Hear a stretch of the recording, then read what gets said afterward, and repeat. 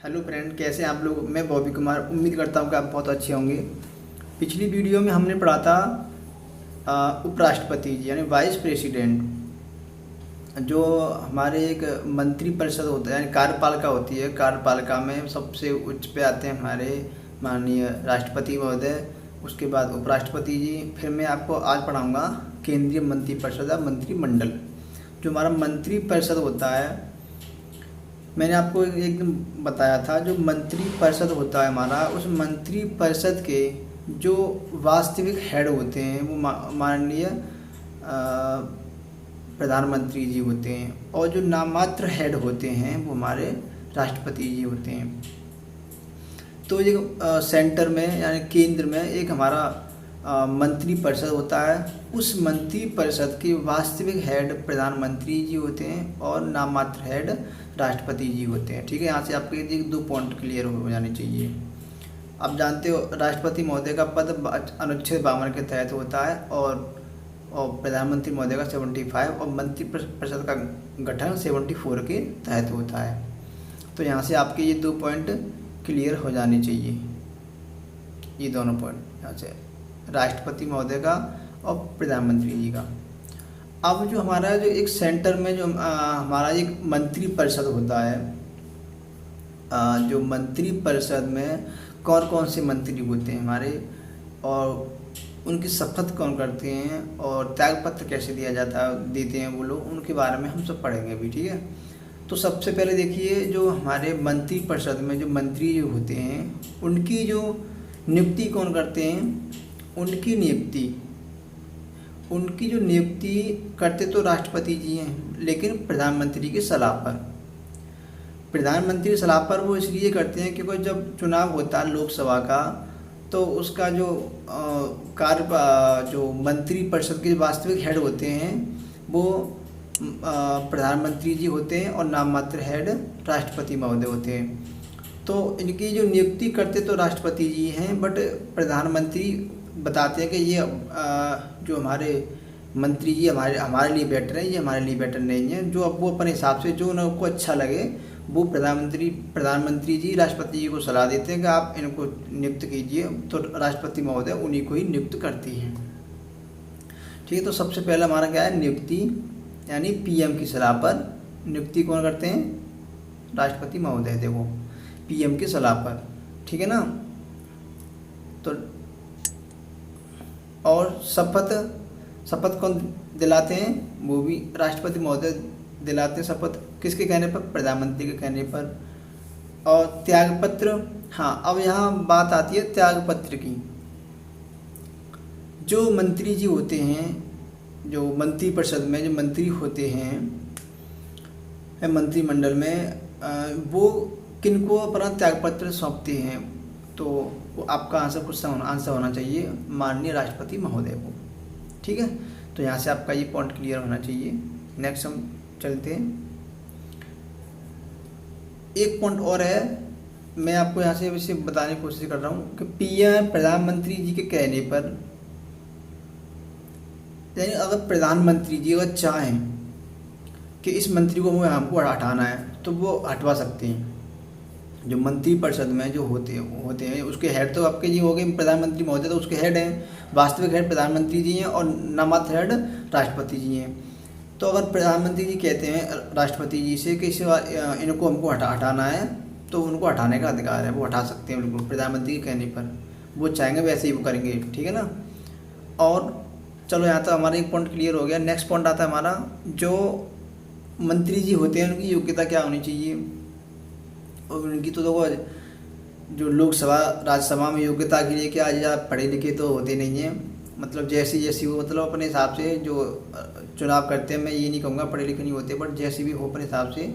तो लोकसभा या राज्यसभा में एक सदस्य हों, या तो आपके लोकसभा के सदस्य हों या आपके राज्यसभा के सदस्य हों, तो वो उसके लिए एलिजिबल है मंत्री बनने के लिए। ठीक है ना। हाँ, और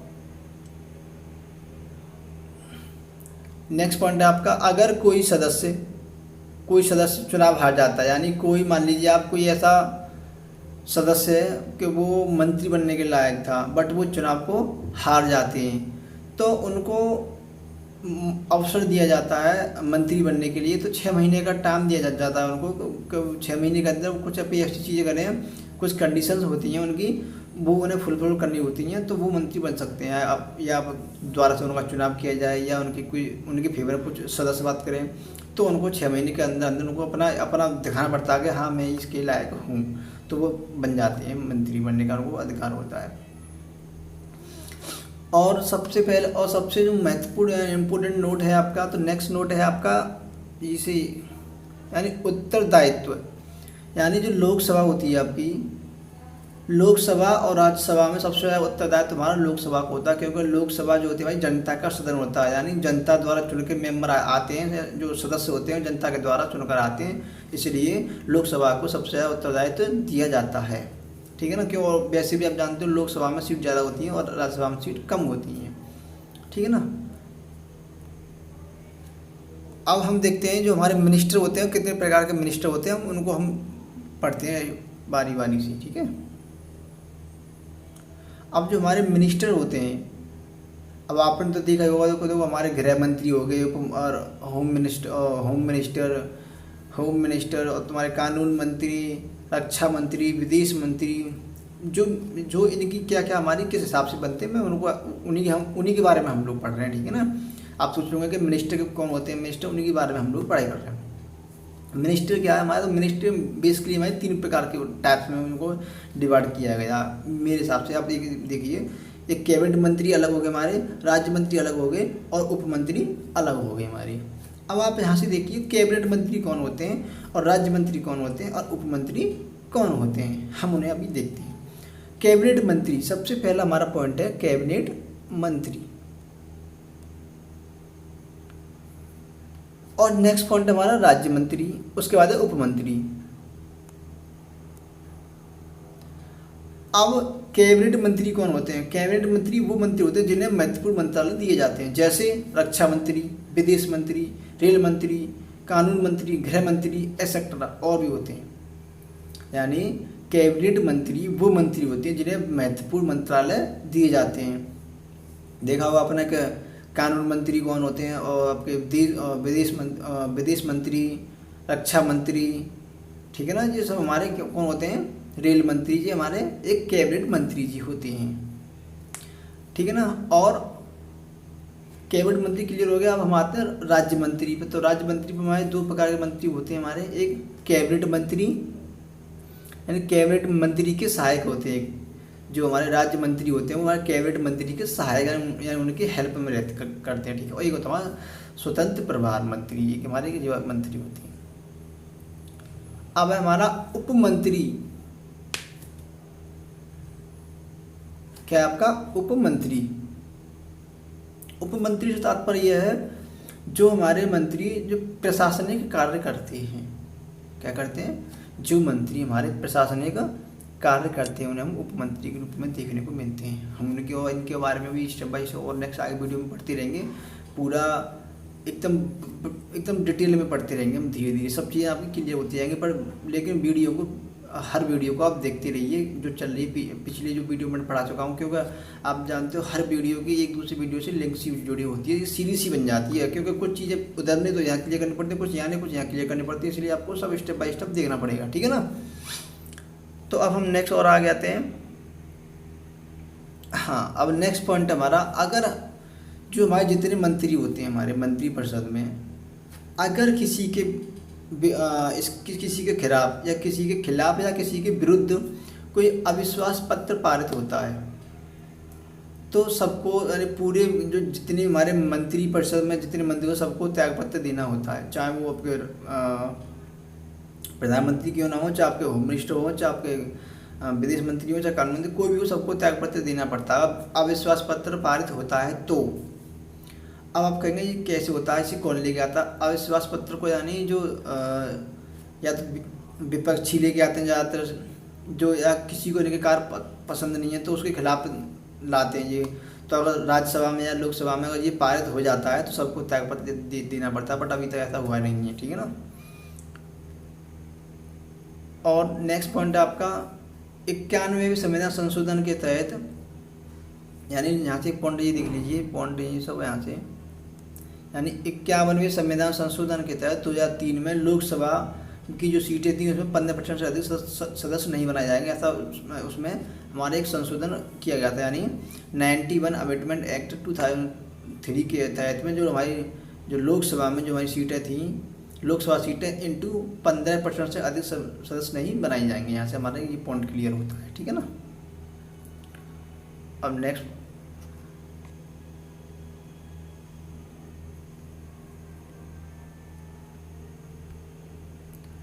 नेक्स्ट पॉइंट आप यहाँ देखिए, इनकी जो मिनिस्टर्स होते हैं उनकी क्या क्या कार्य होते हैं, मतलब क्या उनको वर्किंग क्या होती है उनकी। तो सबसे पहले आप यहाँ से ये देखिए, राष्ट्रपति की सहायता करना, जो आपके जो कैबिनेट मंत्री यानी जो आपके मंत्री जी होते हैं इनकी क्या इनकी वर्किंग क्या होती है, यानी तो इनकी आप बोलोगे इनकी वर्किंग हमारी होती है राष्ट्रपति महोदय की सहायता करना।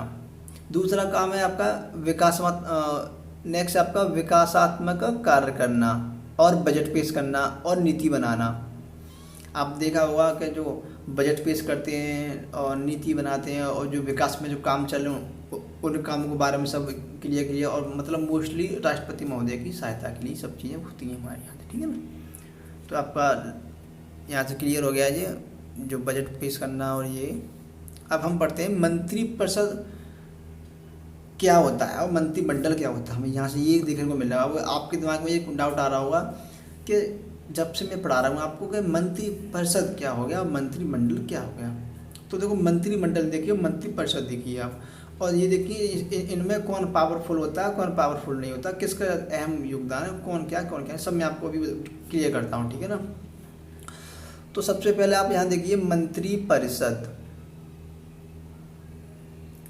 मंत्रिपरिषद के सबसे उच्च हेड होते हैं हमारे कौन, राष्ट्रपति महोदय। उसके बाद हमारे कौन होते हैं, कैबिनेट मंत्री, उसके बाद राज्य मंत्री, उसके बाद उप मंत्री। ये हमारी एक सीरीज चलती आ रही है। सबसे पहले प्रधानमंत्री, फिर कैबिनेट मंत्री, फिर राज्य मंत्री, फिर उप मंत्री। देखिए अब यहाँ तो मैंने एक चार्ट में बनाने की कोशिश किया आपको समझाने के लिए। तो ये हमारे जो चार्ट बने हुए हैं तो सबसे पहले हमारा प्रधानमंत्री जी, फिर कैबिनेट मंत्री, फिर उप मंत्री, फिर राज्य मंत्री। मैंने उसके द्वारा आपको समझाने की कोशिश की है यानी। और जो ये मंत्रिपरिषद होता है हमारा, इसका थोड़ा आकार बड़ा होता है भाई। आकार तो बड़ा होगा क्योंकि इसमें प्रधानमंत्री जी भी आ रहे हैं और कैबिनेट मंत्री जी भी आ रहे हैं और राज्य मंत्री भी और उप मंत्री भी। तो पहला पॉइंट हमारे यहाँ से इसका आकार थोड़ा बड़ा होता है, जिसमें हमारे 75 से 75 मंत्री जी होते हैं, ठीक है ना। और शक्ति इसको कौन देता है, मंत्रिमंडल देता है, ठीक है ना। मंत्रिपरिषद को शक्ति कौन देता है, मंत्रिमंडल देता है। और मंत्री अनुच्छेद 74-75 में इसका वर्णन किया गया है, ठीक है ना। अब इसे किचन कैबिनेट नाम भी दिया गया था एक बार। जो मंत्रिपरिषद जो हमारा मंत्रिपरिषद है इसको एक बार किचन मीडिया नाम दिया गया, किचन कैबिनेट नाम दिया गया था। ये नाम संविधान में नाम नहीं है, ये नाम मीडिया ने दिया था।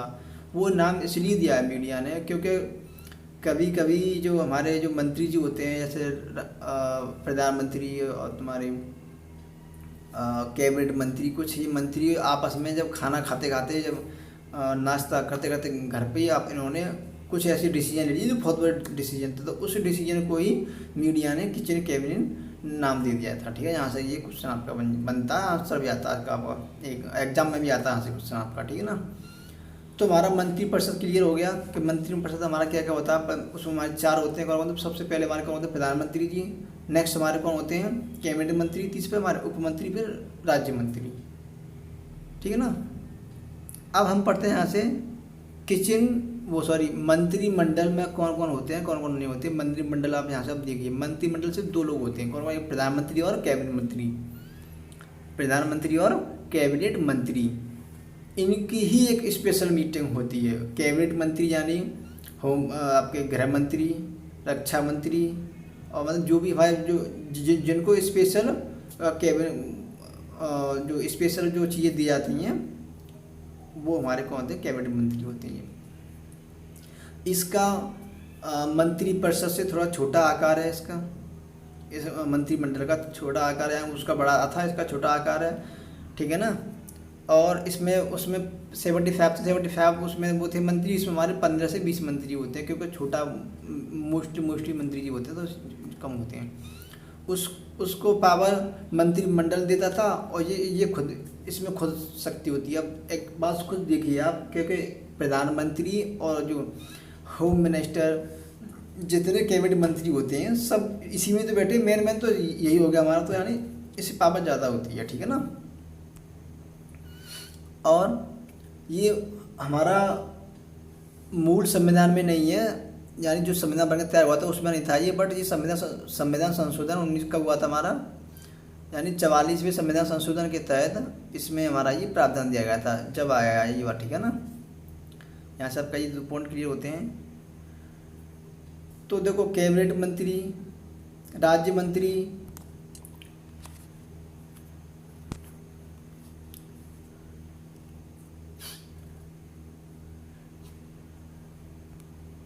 हाँ, मंत्री परिषद और मंत्रिमंडल में हमारे उप मंत्री और राज्य मंत्री और कैबिनेट मंत्री और प्रधानमंत्री 4 लोग होते हैं, और मंत्रिमंडल में 2 होते हैं, प्रधानमंत्री और कैबिनेट मंत्री। यहाँ से क्वेश्चन आपके बहुत ही बनते हैं एग्जाम में, आप यहाँ से एक बार चेक करिए कि हर हाल में क्वेश्चन बनने वाला है आपका यहाँ से एग्जाम में। तो मंत्री परिषद और मंत्रिमंडल से जितने क्वेश्चन बनने चाहिए, यहाँ से अलग क्वेश्चन नहीं जाएगा आपका कोई भी एग्जाम से, यानी आपका चाहे बैंक का सी, चाहे रेलवे का सी, चाहे यूपीएससी, चाहे बीपीएससी, चाहे सीजीएल, चाहे सीएचएसएल, यहाँ से एक्स्ट्रा क्वेश्चन आपका नहीं बनने वाला। आप लोग पढ़ते रहिए, और आज के लिए इतना ही है। कल में और इससे अच्छी वीडियो, नेक्स्ट वीडियो हमारी है, जो मैं नेक्स्ट टॉपिक हमारा आने वाला है, मैं पढ़ाऊँगा आपको, बट आप यहाँ से आज इन्हें पढ़ना। जो भी दिक्कत हो, कल हमारा टॉपिक प्रधानमंत्री जी होगा, प्रधानमंत्री जी के बारे में बताऊंगा मैं आपको, और आप पढ़ते रहिए और रिवीजन भी करते रहिए, अपने एक अच्छे से नोट्स भी बनाते रहिए, मैं आपसे ये एडवाइस दूंगा। और वीडियो से लेकर कोई भी और आपको प्रॉब्लम हो तो कमेंट बॉक्स में कमेंट करना, और कुछ करते रहो, पढ़ाई करते रहो, देश के लिए कुछ करते रहो। ओके, जय हिंद, जय भारत।